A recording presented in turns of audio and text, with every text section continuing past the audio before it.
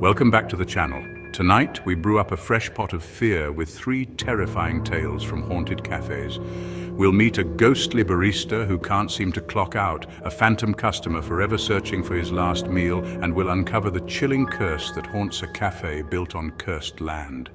So grab a warm drink, settle in, and try not to let the chills send a shiver down your spine. Our first tale takes us to a quaint little cafe nestled on a quiet street corner in Charleston, South Carolina. It was the kind of place that felt like home, with its warm lighting and the aroma of freshly brewed coffee beans filling the air. But beneath the surface of this charming cafe, a chilling secret brewed. The cafe was famous for its exquisite coffee and even more so for its head barista, a young man named Ethan. Ethan was known for his infectious smile and his ability to craft the perfect cup of coffee for anyone who walked through the door. He was a true artist, a master of his craft. However, tragedy struck one stormy evening when Ethan was involved in a fatal car accident just a few blocks from the cafe. His death sent shockwaves through the small community, and the cafe closed its doors for a week to mourn the loss of their beloved barista. When the cafe reopened, a somber atmosphere lingered in the air. The friendly banter was replaced with hushed whispers, and the once vibrant space felt heavy with Ethan's absence. Then, strange things started happening. Customers reported seeing a shadowy figure resembling Ethan in the reflection of the cafe's windows. Others claimed to hear the faint clinking of coffee cups and the soft hum of Ethan's favorite song late at night when the cafe was closed. One evening, a young woman named Sarah was working late, preparing the cafe for closing. As she wiped down the counter, she felt a cold chill run down her spine. Turning around, she saw a cup levitating in mid-air, steaming coffee pouring into it as if guided by an invisible hand. Terrified, Sarah watched as the cup gently settled onto a table, the aroma of Ethan's signature blend filling the air. Word spread like wildfire about the ghostly barista at the Charleston Cafe. Some dismissed it as mere coincidence or the grieving community's way of coping with their loss.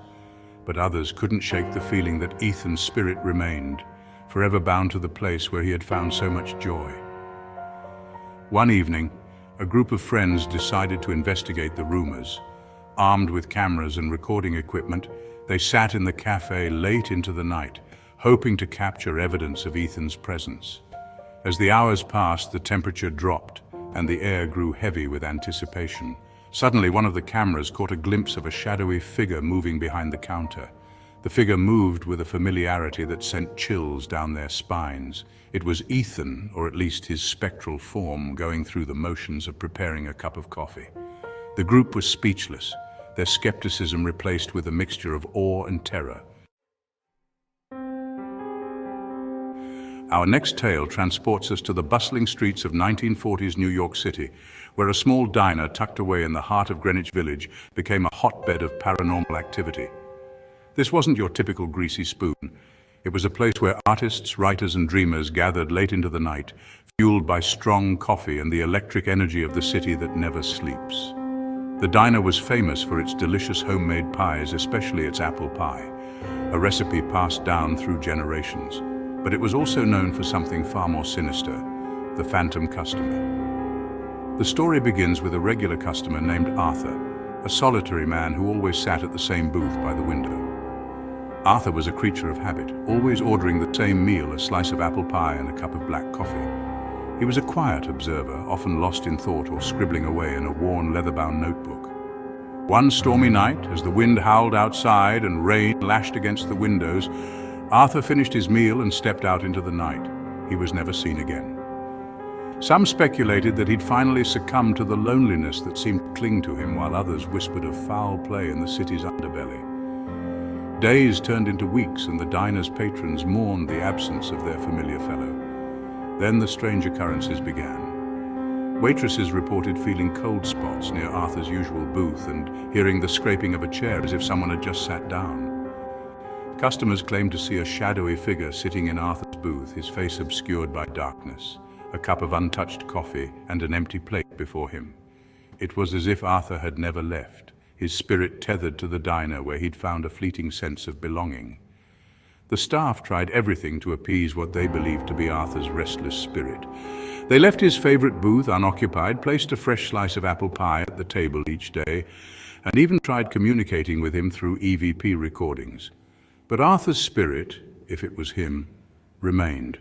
The strange occurrences continued, growing bolder with time. Cups and saucers would inexplicably fly off the counter, lights flickered, and the sound of phantom footsteps echoed through the diner late at night. Then, one night, a new waitress named Mary encountered Arthur's ghost directly. It was closing time, and she was the last one in the diner, wiping down tables and preparing for the next day. As she approached Arthur's booth, she felt a cold hand on her shoulder and turned to see a shadowy figure standing before her. The figure remained silent, his features obscured by the dimly lit diner, but Mary could sense a deep sadness emanating from him. She felt an overwhelming urge to help him, to offer him some measure of comfort. Gathering her courage, Mary spoke to the figure, addressing him as Arthur. She told him that she knew he was there and that he was missed. Our final tale takes us to the windswept shores of New England, to a small coastal town shrouded in fog and steeped in dark history. It's here, perched atop a rugged cliff overlooking the churning Atlantic, that we find the Cursed Cafe, a place where tragedy and the supernatural intertwine. From the outside, it looks inviting enough, a charming cottage-like structure with a weathered sign promising warmth and respite from the salty sea air. But beneath the surface of its quaint facade lies a chilling secret, a darkness that has seeped into its very foundation. Locals whisper of a curse dating back to the 17th century when the land was supposedly the site of a witch trial. A young woman accused of practicing dark magic was condemned and burned at the stake where the cafe now stands. Legend has it that as the flames consumed her, she cursed the land, vowing that no business built there would ever prosper, and those who dared to defy her curse would meet an untimely end. Over the centuries, numerous businesses have occupied the space, each attempting to break the curse, but none have succeeded. Cafes, restaurants, even a small bookstore have all met with misfortune, their owners plagued by strange accidents, financial ruin, or worse. The current owner, a skeptical but determined woman named Amelia, purchased the property at a bargain price, dismissing the local legends as mere superstition. She poured her heart and soul into renovating the cafe, determined to break the curse and create a thriving business. But the curse, it seemed, was not so easily dismissed. From the moment Amelia opened the cafe doors, strange and unsettling events began to unfold. Objects moved on their own, lights flickered and died without explanation, and disembodied whispers seemed to emanate from the walls, chilling the air. Amelia, initially dismissive, found herself growing increasingly unnerved. She confided in a few trusted locals who reluctantly shared the town's dark history and the legend of the cursed cafe. They urged her to seek help, to cleanse the property before it claimed her as it had claimed so many before.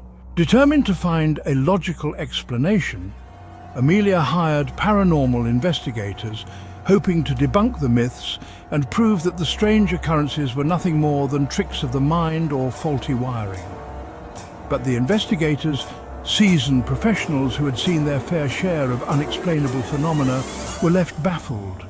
Their instruments picked up unusual electromagnetic readings.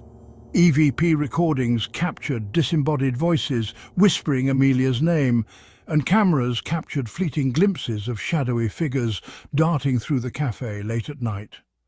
The lead investigator, a skeptical man of science, left the cafe shaken, convinced that something dark and powerful resided within its walls. These were just a few of the haunted cafes out there. If you dare, visit one and see if you can uncover the secrets hidden within. But a word of caution to those who dare to tempt fate. Approach with respect. Until next time, sleep tight and mind the shadows.